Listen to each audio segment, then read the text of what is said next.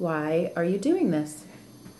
Well, why am I doing this? When Caitlin McNally, one of the producers of Frontline, called me and told me that Frontline was getting involved in blogging to follow up on their Growing Up Online program, I was done. I was done with Growing Up Online. But we talked for a long time, and at a certain point in our conversation, we started talking about technology and the impact on day-to-day life, and I realized how important it was for me as a parent to provide, particularly our kids, but my husband and even myself, a time to escape. Escape?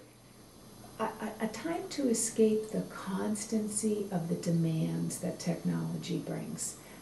Email's great, but every time something pings to tell you another email's come in, you feel like you need to go and check it and see who it is, see what you're missing. Facebook's great, it's fun, I know the kids love it, but it's like a siren song calling them. They have to constantly check and see what's been posted, what's new, what do they need to be involved with. And that's separate from all the work that they're doing, the studies and everything else. So it's this constant, well, I use the term siren song, but they're constantly being called away from the business at hand. And I want to try to give them some way to get away from that. So what can you do? What have you done? Well, what I've done is just carve out one tiny little space, and that's the dinner table. It's not every night, obviously, everybody's got scheduled demands, etc., but when we're at this dinner table, it's like a bell jar comes over us. It's like this cone of silence as far as technology. There's no televisions, there's no cell phones, there's no computer. When you're at the dinner table, you're at the dinner table, and we're just talking. And it doesn't need to be hours and hours. It can be 20 minutes of, grab a meal and go. But the way church focuses you on you're not talking to the world out there, you're just here at church. We've done a little bit of that at dinner table. You're not doing all that outside stuff, you're just here at dinner. Mm-hmm. And what's the impact of that? I think the impact of having one place where you sit down and you shut all the rest of that noise out is that it gives you a time to breathe. It gives you a chance to focus on what's the next thing you need to do.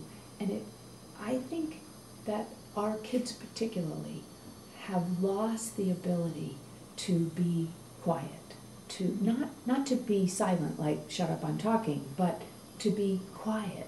They are constantly, there's somebody or some technology pulling at them to be involved, to be active, to find out what everybody's doing, but not to just sit and be. And I fear for their mental health as a result. I made a comment in one of the Growing Up Online's interviews that we're not really experiencing anything, we're only experiencing it as everybody's going to experience it once we share it. Mm-hmm. Well, I wanted an opportunity for our kids to be able to sit and be.